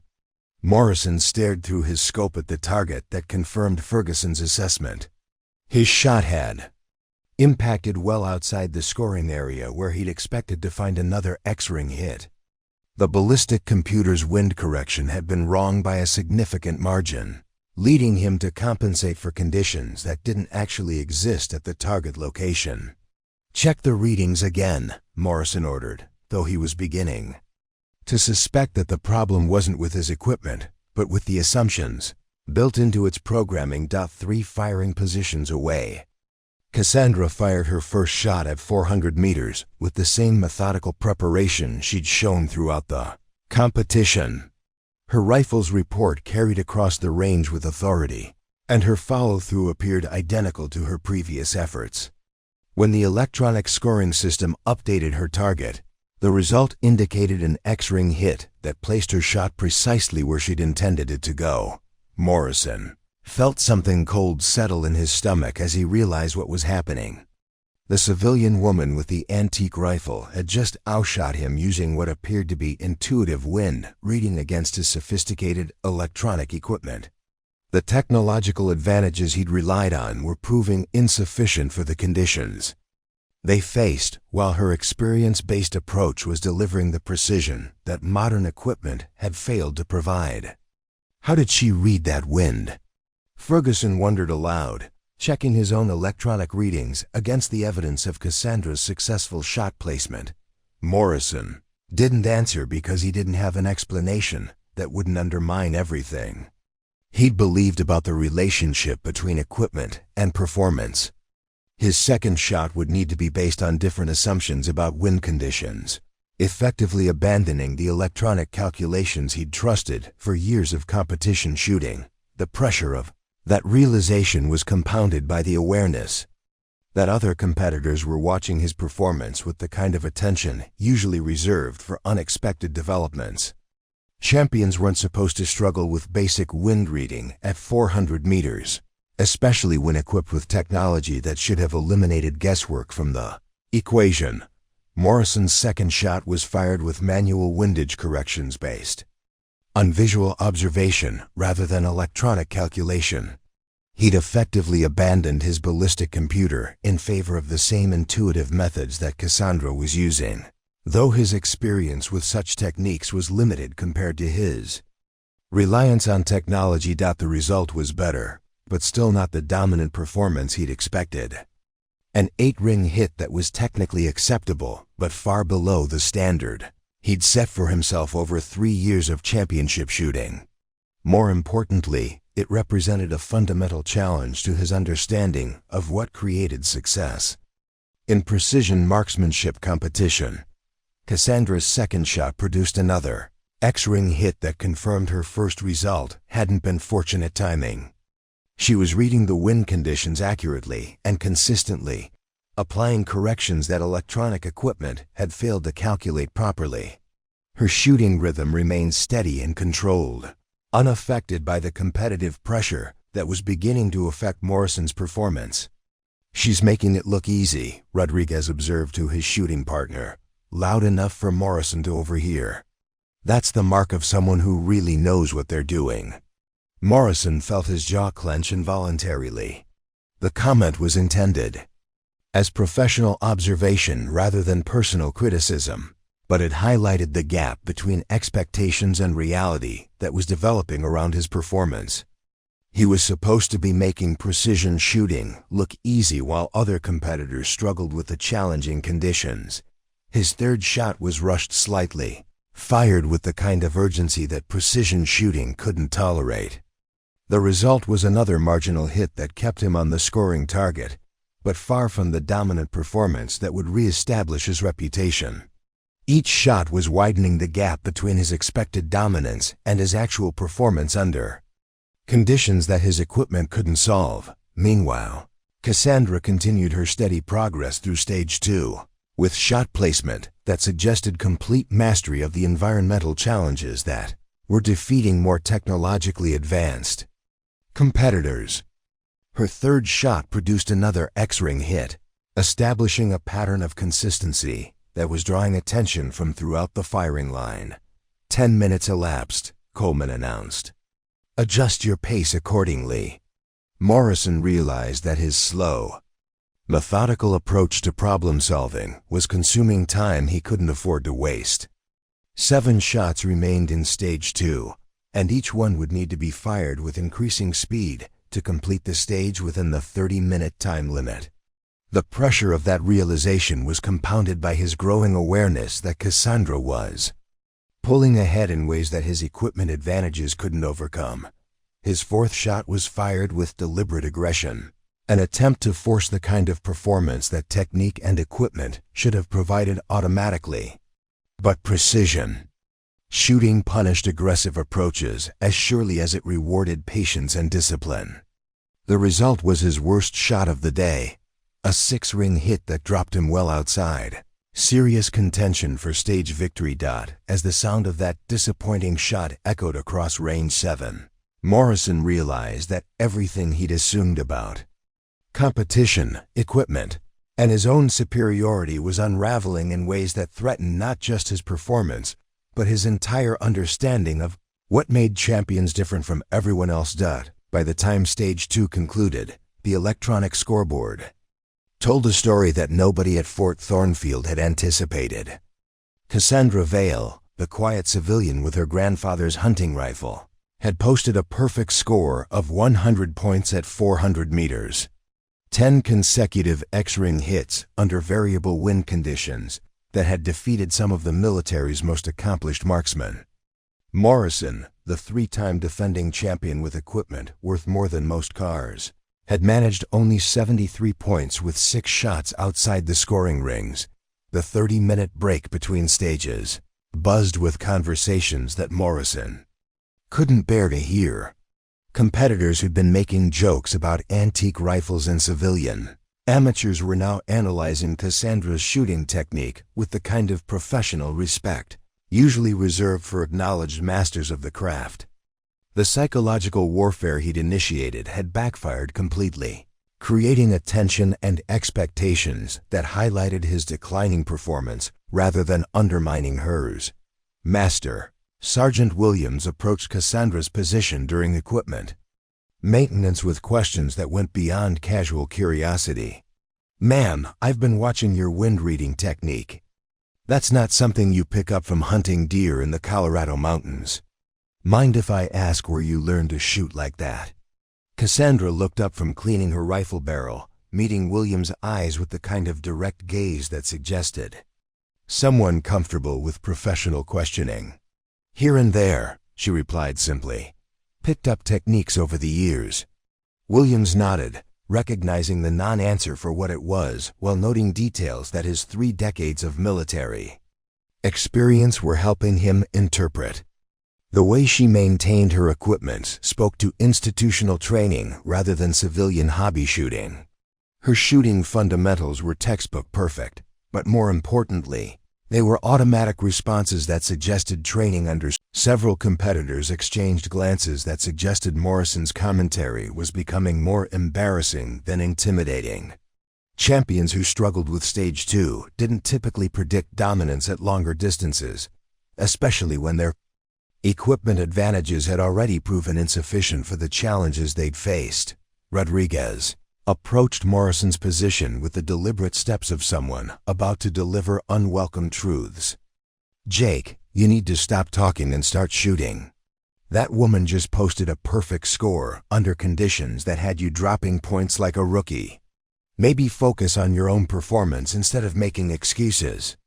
Morrison's face flushed with anger that he could no longer control or hide. "Excuses? I'm shooting equipment that should guarantee superior performance. There's something wrong with the ballistic calculations or the atmospheric readings. Technology doesn't just fail without explanation. Maybe the technology isn't the problem," Rodriguez replied quietly. "Maybe the problem is assuming that equipment can replace experience and fundamental shooting skills." The exchange was witnessed by enough competitors to make Morrison's position untenable. His reputation for dominance was crumbling in real time, replaced by the kind of desperate commentary that marked someone whose confidence had been shattered by unexpected competition. Master Sergeant Coleman gathered the competitors for the stage. 3 briefing with professional neutrality that didn't acknowledge the dramatic shift in competitive dynamics. 600 meters, 10 rounds, 45 minutes. Atmospheric conditions continue to be variable, so adapt your shooting strategies accordingly. This stage will test your understanding of advanced ballistics and environmental compensation. But, as competitors prepared for the longest stage of the competition, Senior Master Sergeant Patricia Hendricks arrived at Range 7 with the kind of purposeful movement that suggested official business rather than casual observation. Hendricks was Fort Thornfield's Senior Intelligence Liaison, responsible for security clearances and background investigations that touched on classified military programs. She approached Master Sergeant Coleman with paperwork that required his immediate attention and private discussion. Their conversation was brief but intense, conducted in the kind of hushed tones that indicated classified information was being exchanged. Coleman's expression changed as he reviewed the documents, shifting from professional neutrality to something approaching recognition and concern. "Ma'am," Coleman called to Cassandra, his voice carrying new formality that other competitors noticed immediately. "Could I speak with you privately for a moment?" Cassandra set down her cleaning supplies and walked to where Coleman and Hendricks waited beside the range control tower. The conversation that followed was conducted too quietly for other competitors to overhear, but their body language suggested official business that went beyond routine competition administration. Williams, meanwhile, had been conducting his own quiet investigation of Cassandra's background through channels available to senior NCOs with 3 decades of service connections. A few phone calls to former colleagues who'd worked classified programs had produced information that explained everything he'd observed about her shooting technique and equipment familiarity. "Rodriguez," Williams called quietly, gesturing for the senior NCO to join him away from other competitors. "That civilian woman isn't who she appears to be. I just got confirmation from some old contacts who worked special operations programs." Rodriguez approached with curiosity that quickly shifted to serious attention as Williams shared what he'd learned through unofficial channels that connected veterans of classified military programs. "Cassandra Vale is a cover identity," Williams explained in hushed tones that wouldn't carry to nearby competitors. "Real name is classified, but she spent 12 years with a special operations unit that officially doesn't exist. Precision marksmanship instructor for program so black they don't have names in public records." Rodriguez felt something cold settle in his stomach as he realized the implications of what Williams was revealing. Special operations sniper instructor, competing against regular military marksmen? That's not exactly a fair competition. Gets worse, Williams continued. "According to my contact, she holds long-range shooting records that are classified because the distances and conditions would reveal operational capabilities that enemies aren't supposed to know about. The woman Morrison's been trash-talking could probably outshoot anyone on this base using equipment she built herself from spare parts." The revelation recontextualized everything they'd observed about Cassandra's performance. Her perfect wind reading under variable conditions, her effortless adaptation to competitive pressure, her equipment modifications that suggested deep understanding of precision ballistics. All of it made sense when viewed through the lens of special operations training rather than civilian hobby shooting. "Should we tell Morrison?" Rodriguez asked, though he already knew the answer. Williams shook his head. "Let him find out the hard way. Maybe it'll teach him something about making assumptions and running his mouth before he understands who he's dealing with." Meanwhile, Cassandra's conversation with Coleman and Hendricks had concluded with handshakes that suggested mutual recognition and professional respect. As she returned to her equipment preparation, her demeanor remained unchanged, the same quiet competence she'd shown throughout the day. giving no indication that her background had been discussed or acknowledged, but other competitors who'd witnessed the exchange understood that something significant had occurred. The kind of private conversation with intelligence personnel that suggested background information had been shared and verified. Morrison, focused entirely on his equipment problems and performance anxiety, remained oblivious to the developments that would soon redefine everything he thought he knew about the competition he was losing. Stage 3 commenced at 600 meters. With atmospheric conditions that would have challenged even experienced military marksmen under normal circumstances.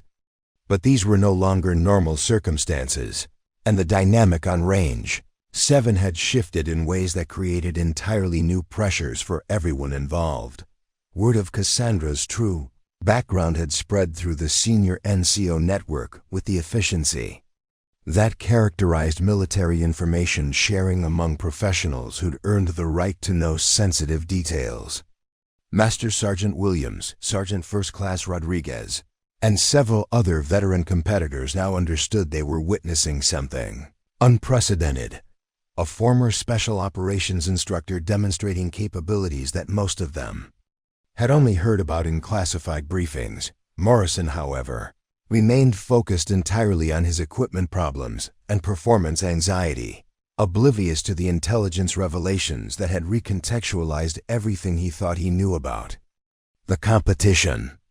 His electronic weather station continued providing readings that proved inadequate for the complex wind patterns Fort Thornfield's terrain created, while his ballistic computer calculated corrections that failed to account for the intuitive variables that separated theoretical precision from real-world accuracy.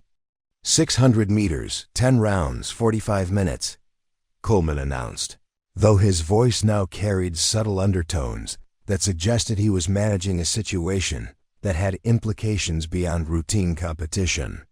Environmental conditions remain variable. Shooters will adapt accordingly.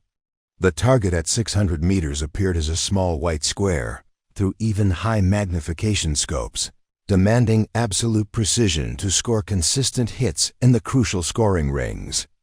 At this distance, every aspect of marksmanship fundamentals became magnified to the point where minor technical errors or equipment limitations could turn perfect shots into complete misses. Morrison's first shot at 600 meters was fired with desperate deliberation. Every aspect of his shooting sequence checked and rechecked in an attempt to force the kind of performance that his reputation demanded. His ballistic computer had calculated wind corrections based on electronic readings, but the actual conditions at the target were proving consistently different from what his technology could measure accurately. The shot felt technically correct, from trigger break to follow through, but when the electronic scoring system updated, Morrison realized that his technological advantages had failed him, again in ways that threatened not just his performance, but his entire understanding of what created success in precision marksmanship. 6 ring at 4 o'clock, Ferguson reported with barely concealed disappointment. That's way outside your normal precision envelope. Morrison stared through his scope at the target that confirmed his worst fears about the competition's direction.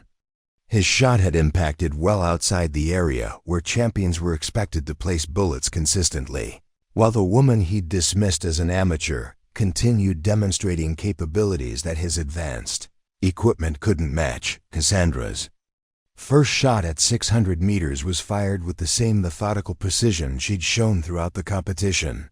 But now observers who understood her background were watching with professional appreciation rather than casual curiosity. Her shooting position was textbook perfect, refined through years of training that had prepared her for far more challenging conditions than a Colorado competition range could provide. When her shot impacted in the X-ring center with precision that suggested complete mastery of the environmental variables, the result confirmed what intelligence personnel had already verified through classified channels. This wasn't civilian marksmanship. This was demonstration of capabilities, developed through training programs that most military personnel weren't cleared to know existed. Williams, approached Rodriguez's position with the kind of quiet urgency that suggested important information needed sharing. "I just got additional confirmation about her background," he whispered, ensuring their conversation couldn't be overheard by nearby competitors. "She didn't just instruct special operations marksmanship. She developed." When her shot impacted in the X-ring center with precision that suggested complete mastery of the environmental variables, the result confirmed what intelligence personnel had already verified through classified channels. This wasn't civilian marksmanship. This was demonstration of capabilities, developed through training programs that most military personnel weren't cleared to know existed. Williams approached Rodriguez's position with the kind of quiet urgency that suggested important information needed sharing. "I just got additional confirmation about her background," he whispered, ensuring their conversation couldn't be overheard by nearby competitors. "She didn't just instruct special operations marksmanship. She developed training programs that are still classified." Rodriguez nodded grimly, understanding the implications of what Williams was revealing. "Meaning what exactly?" "Meaning the techniques Morrison's struggling with were probably taught by her to people who needed to make impossible shots under combat conditions. The wind reading, the equipment adaptation, the mental toughness, that's all curriculum she developed for operators who couldn't afford to miss when lives depended on their accuracy." The revelation created a surreal dynamic where veteran military marksmen found themselves watching a master craftsman demonstrate techniques they'd heard about but never seen executed at this level of precision. Cassandra's shooting wasn't just accurate, it was educational, providing real-time examples of advanced marksmanship concepts that most competitors had only read about in training manuals. Morrison's second shot, at 600 meters, was fired with increasing desperation as he attempted to salvage something from a performance that had deteriorated beyond his worst expectations. Abandoning his ballistic computer entirely, he relied on visual wind reading techniques that his technological dependence had left underdeveloped through years of electronic assistance. The result was marginally better, but still far from championship level, a 7-ring hit that kept him on the scoring target while demonstrating the gap between theoretical knowledge and practical application that separated equipment operators from true marksmen. Meanwhile, Cassandra's second shot produced another X-ring hit that established a pattern of consistency impossible to dismiss as fortunate circumstances. She was reading environmental conditions with accuracy that electronic equipment couldn't match, applying corrections based on experience that transcended the technological capabilities most competitors relied upon. "She's making it look effortless," Rodriguez observed to Williams, keeping his voice low enough to avoid drawing Morrison's attention. "That level of consistency at 600 meters in variable conditions. I've seen special operations snipers who couldn't maintain that kind of performance under pressure." Williams nodded, watching Cassandra's preparation for her third shot with professional fascination. "According to my contact, she holds distance records that are classified because revealing them would compromise operational security. We're watching someone who probably taught the people who trained the people we think are the best shooters in the military." The conversation was interrupted by Morrison's voice carrying across the firing line, with forced confidence that fooled nobody who understood what they were witnessing. "Equipment limitations become obvious at longer distances," he announced, though his own performance was proving the opposite point about the relationship between technology and capability. Several competitors exchanged glances that suggested Morrison's commentary had shifted from merely inappropriate to embarrassingly irrelevant. His equipment was performing exactly as designed. The problem was that superior technology couldn't compensate for gaps in fundamental skills that had been exposed by competition against someone whose capabilities transcended anything electronic assistance could provide. Cassandra's third shot at 600 meters was fired with the same unhurried precision she'd maintained throughout the competition. Her shooting rhythm unaffected by the attention her performance was generating among spectators who were beginning to understand they were witnessing something unprecedented. The X-ring hit that resulted confirmed what intelligence verification had already established. They weren't watching civilian marksmanship anymore, but rather demonstration of capabilities developed through training programs designed to produce results that enemy forces weren't supposed to believe possible. Coleman's voice carried across the range with professional neutrality that masked his growing awareness of the situation's significance. 15 minutes elapsed. Adjust pace accordingly. But time pressure was irrelevant for someone whose training had prepared her for conditions where missed shots meant operational failure, rather than competition disappointment. Cassandra continued her methodical progression through stage 3 with shot placement that suggested complete immunity to the psychological pressures that were defeating technologically superior competitors. Morrison's realization that he was losing to a civilian with antique equipment had evolved into something far more threatening to his self-concept. The growing awareness that his technological advantages and competitive reputation were proving insufficient against capabilities he couldn't understand or counter through any means. His training had prepared him for the final stage at 800 meters represented the ultimate test of everything precision marksmanship demanded from equipment, technique, and mental toughness. At this distance, the target appeared as a barely visible white square that challenged even high magnification optics to resolve clearly.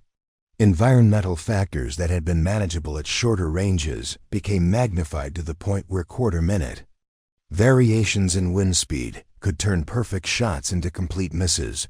For most competitors, 800 meters represented the edge of their effective shooting envelope, the distance where theoretical knowledge met practical limitations and where equipment capabilities intersected with human performance under extreme pressure.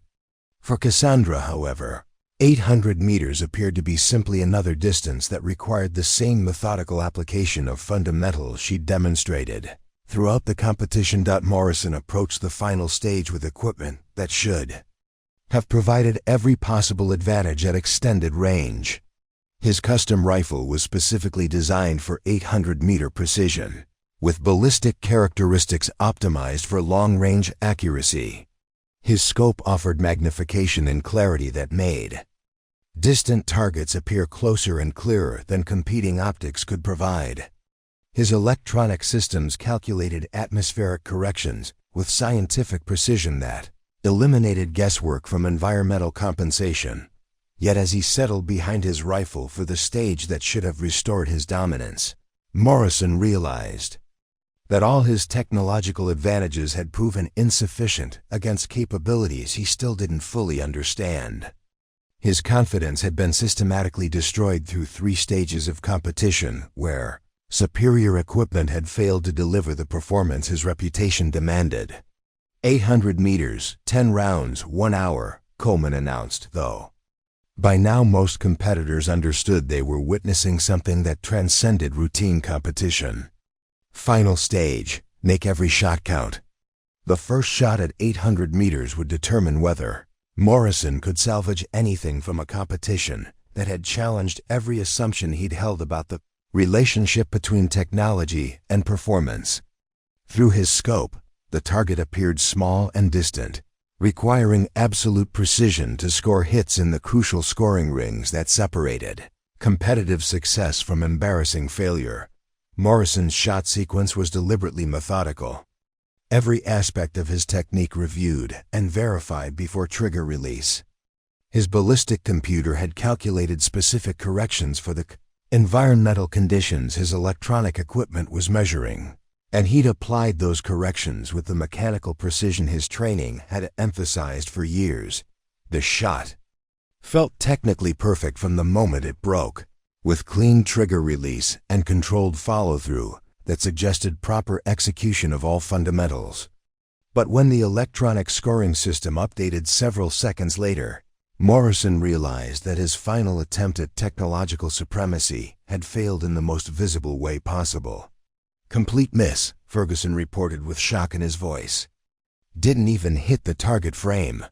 Morrison stared through his scope at the target that showed no evidence of it. She spent several minutes studying environmental conditions through techniques that appeared entirely intuitive, but were actually based on training that had prepared her for operational requirements where electronic equipment was unavailable or unreliable. Her scope adjustments were small and confident, suggesting calculations based on experience rather than theoretical knowledge. When Cassandra fired her first shot at 800 meters, the report of her rifle carried across the range with authority that spoke to ballistic characteristics optimized through decades of real-world application rather than theoretical design principles. Her follow-through was identical to her previous efforts, controlled and deliberate in ways that suggested automatic responses developed through training under conditions where consistency meant survival. The electronic scoring system updated to show an X-ring hit that confirmed what intelligence personnel had already verified through classified channels. At 800 meters, in variable wind conditions that had defeated electronic calculation systems, Cassandra had placed her first shot precisely where she'd intended it to go. Williams approached Rodriguez's position with information that provided context for what they were witnessing. "I got more details about her background," he whispered, ensuring their conversation remained private. "She didn't just instruct special operations marksmanship. She developed the curriculum that's still used to train people for missions we're not supposed to know exist." Rodriguez nodded, understanding that they were watching demonstration of capabilities that represented the pinnacle of military marksmanship training. "Meaning Morrison's been talking trash to someone who probably taught his instructors?" "Worse than that," Williams replied. "According to my contact, she holds the classified record for the longest confirmed sniper kill in military history. The distance and conditions are still classified because revealing them would compromise operational security." The revelation provided final context for Cassandra's performance throughout the competition. Her effortless adaptation to challenging conditions, her intuitive wind reading under variable atmospheric patterns, her complete immunity to competitive pressure, all of it reflected training and experience that transcended anything civilian or even regular military background could provide. Morrison's second shot at 800 meters was fired with desperation that precision shooting couldn't tolerate. Abandoning his electronic systems entirely, he attempted to apply visual techniques that his technological dependence had left underdeveloped through years of relying on ballistic computers for environmental corrections. The result was marginally better but still far from competitive, a 4-ring hit that demonstrated the gap between equipment operation and fundamental marksmanship skills that separated technicians from true marksmen. Cassandra's second shot at 800 meters produced another X-ring hit that established consistency impossible to attribute to fortunate circumstances. She was demonstrating mastery of environmental variables that electronic equipment couldn't measure accurately, applying experience-based corrections that represented the highest level of marksmanship capability. "Perfect technique," Williams observed to Rodriguez, watching Cassandra's preparation for her third shot with professional appreciation. "Every aspect of her shooting sequence is textbook execution refined through training we'll never see." Rodriguez nodded, understanding they were witnessing capabilities developed through programs designed to produce results that enemy forces weren't supposed to believe possible. "Think Morrison's figured out who he's been dealing with." Williams glanced toward Morrison, who was struggling with his third shot at 800 meters while maintaining the kind of desperate commentary that suggested complete inability to accept what was happening around him. "He's too invested in his ego to recognize reality. Probably still thinks this is about equipment failure instead of skill demonstration." Cassandra's performance through the final stage continued with shot placement that validated everything intelligence verification had established about her background and capabilities. Each X-ring hit at 800 meters represented Not just competition success, but demonstration of training that had prepared her for operational requirements where margin for error meant the difference between mission success and catastrophic failure. By the time Stage 4 concluded, the electronic scoreboard displayed results that told a story nobody at Fort Thornfield had anticipated when the competition began. Cassandra Vale had posted perfect scores at every distance, achieving 400 points out of a possible 400, with precision that exceeded the base record by margins that suggested entirely different levels of capability. Morrison, meanwhile, had finished with a cumulative score that placed him outside the top 20 competitors, a performance so far below his usual standard that it challenged everything he believed about his own abilities and the advantages his equipment provided. The validation was complete, and the lesson was undeniable. Real marksmanship capability transcended technology, equipment, and assumptions about who deserved respect on a precision shooting range.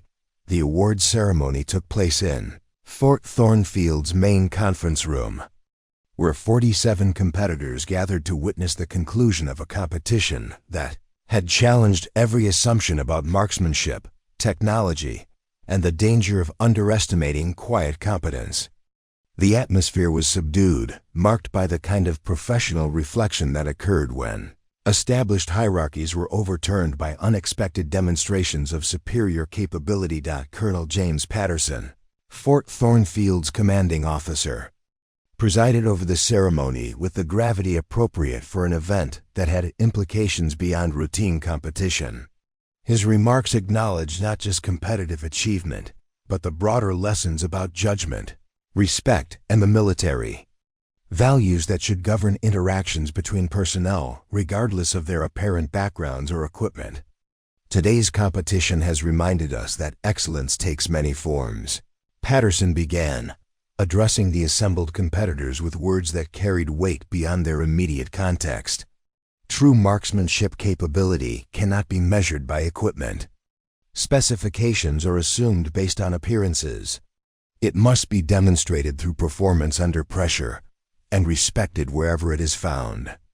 Cassandra sat in the front row with the same quiet composure she'd maintained throughout the competition, giving no indication that her perfect performance had been anything more than routine application of skills developed over years of training and operational experience. Her grandfather's rifle rested in its worn leather case beside her chair, as unremarkable in appearance as it had been devastating in performance. Morrison occupied a seat in the back of the room, his face bearing the expression of someone whose fundamental beliefs about himself and his place in the military hierarchy had been shattered by 8 hours of competition.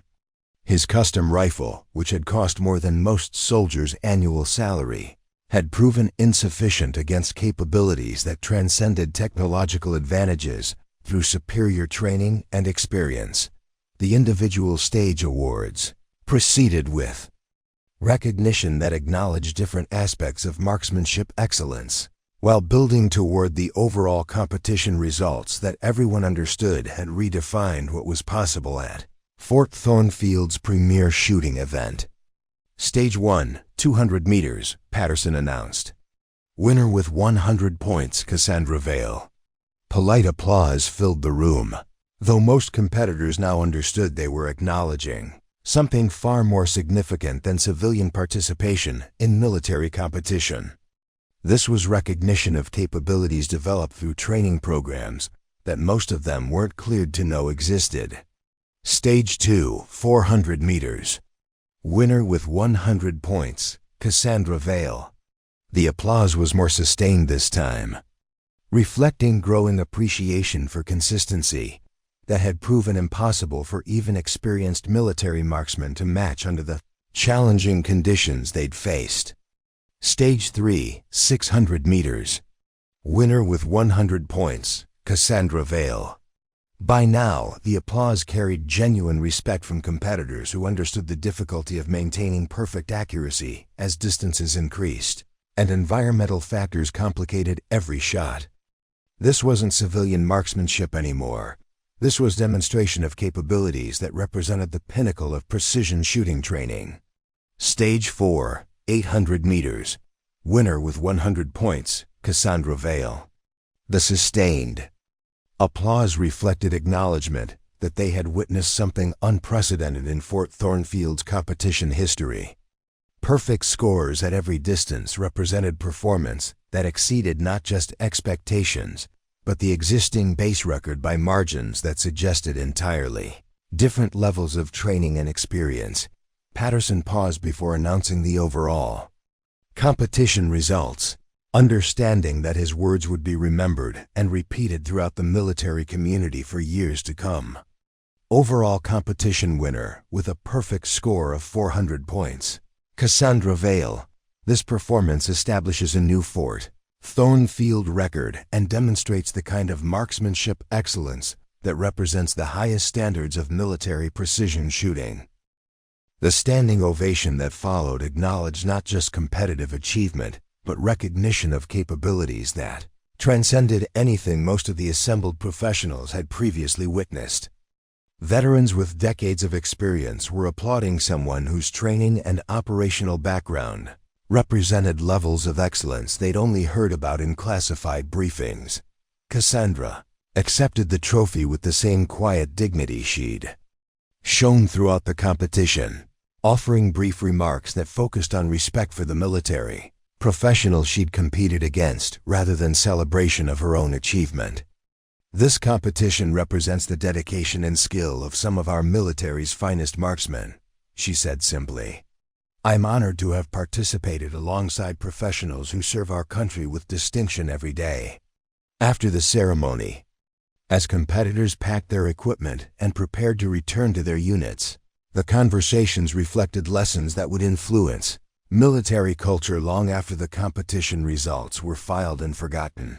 Williams approached Morrison with the kind of professional guidance that senior NCOs provided to soldiers whose careers required course correction. Jake, you need to understand what happened here today. You spent months preparing to compete against other Rangers, and ended up going against someone whose training prepared her for missions we'll never hear about. Morrison looked up from packing his expensive equipment with the expression of someone whose entire worldview had been challenged. How was I supposed to know? She looked like any other civilian competitor. That's exactly the point, Williams replied. You made assumptions based on appearances instead of paying attention to capability. Real professionals don't announce themselves. They just perform when it matters. Rodriguez joined the conversation with additional perspective that helped contextualize the day's events. The equipment you've been relying on is excellent, but it's just tools.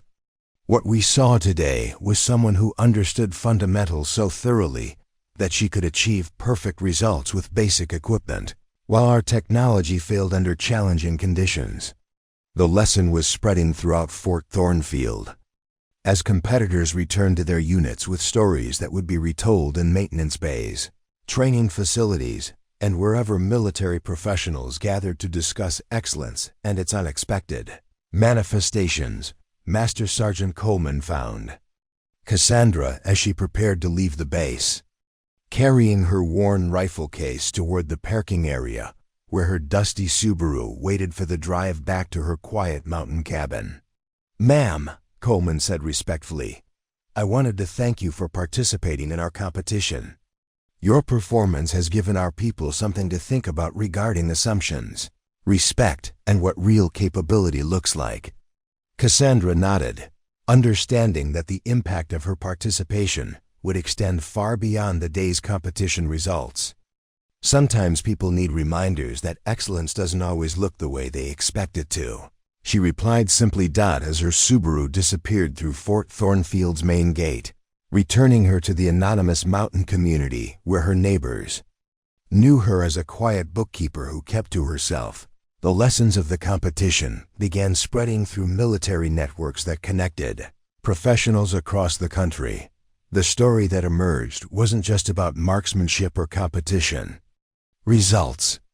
It was about the danger of assumptions, The importance of respect for capabilities that didn't announce themselves, and the reminder that some of the most dangerous and capable people were also the quietest ones.